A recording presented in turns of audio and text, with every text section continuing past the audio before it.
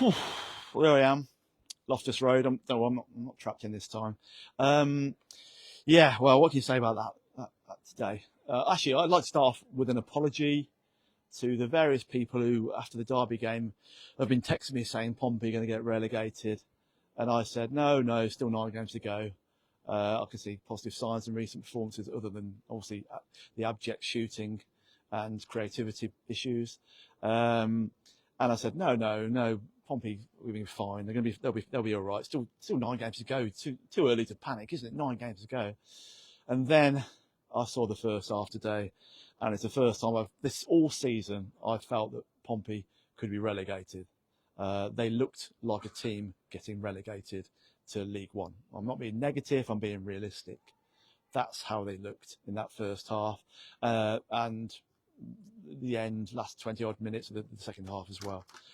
Everything about Pompey screamed at League One, unfortunately. Obviously, there's 8 games to go. Still 4 at home, 4 away.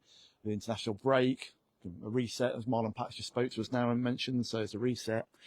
But yeah, the first time I just thought, wow, this team could be relegated. This team is not good enough. The recruitment's not been good enough over a number of windows. And it was just alarming, absolutely alarming. And also, the away fans don't snap often. They're brilliant to support the away fans. You remember Stoke last year when Pompey got hammered at Stoke? They were brilliant, but the fans snapped today. Something happened today. I said this at length at half time, by the way. Something happened today. There were a few anti-Eisner chants. John Messina getting stick. Rich Hughes will get stick, and they weren't chanting about him, but will get stick as well. Right, everyone's going to be criticised. The owners, the sporting director, the manager, everyone has to be criticised because Pompey they just look like they're going down. Look like we all knew they can't score goals. We all knew, and I know I said earlier on, we can't keep banging on about January and not signing the striker. But I'm just going to say it again now. They should have signed another striker in January. It's been obvious we've said it for a while, isn't it? And they didn't. Can't score goals. Millie Alley's just dropped off a cliff. What's happened to him? It's just everything about Pompey today. The tactical decision of putting Marlon Pack alongside John Swift in the centre of midfield, 65-year-old's total age. Ebo Adams is number 10. Well, I just don't get that. I just don't. All those sort of things, at half time. To go 3 goals down after 28 minutes. I'm just being realistic. It was just atrocious performance. Really, really bad. No one comes out with any credit. Horrific, awful performance. QPR weren't even any good. They scored with their first 4 shots on target, each of them. I think the stats, they got about 8 or 9 touches in Pompey's box. That's it. Pompey had chances as well and still couldn't convert them. It's just a mess, isn't it?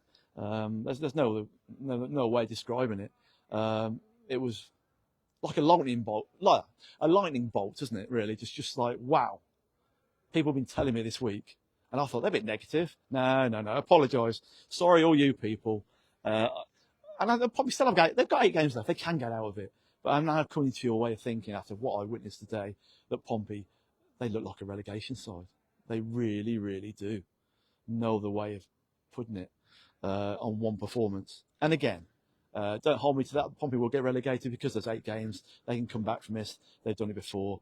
But international break, quite handy really, isn't it? They can sort of reset, get their heads right.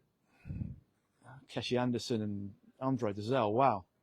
You've got to be Pedro Mendes and D'Alessandro and you two, blimey, you're needed. Because you've got to single-handedly drag this team and keep them in this division.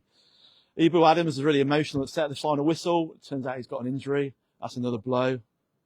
Absolute huge blow as well. So, yeah, miserable, awful day. A day of realisation. Not negativity, realisation that Pompey, other teams are picking up points, getting momentum, Pompey going the other way. And they still struggle to score goals and finish chances, as again happened today. Even when they lose 6-1, they didn't take their chances. Yeah, that's what the problem is. Again, who's going to save Pompey now? don't know. I really don't know. It's just disappointing, isn't it? Really is. So to those people who know you, who know you are, what bloke even ran me during the game to moan about Pompey? He actually ran me during the game, and I was like, I'm trying to work here, and I get that because people are really upset and annoyed and worried about how this season's going, and they have every right to be. As the away fans have got every right to be angry because today was disgusting and horrific. Looked like a relegation team, simple as that. It's their own fault. They played like that. And QPR aren't even that good, are they? There we go. Sorry to be so negative, but that's what it's about. Yeah, I'm going to go home now as well.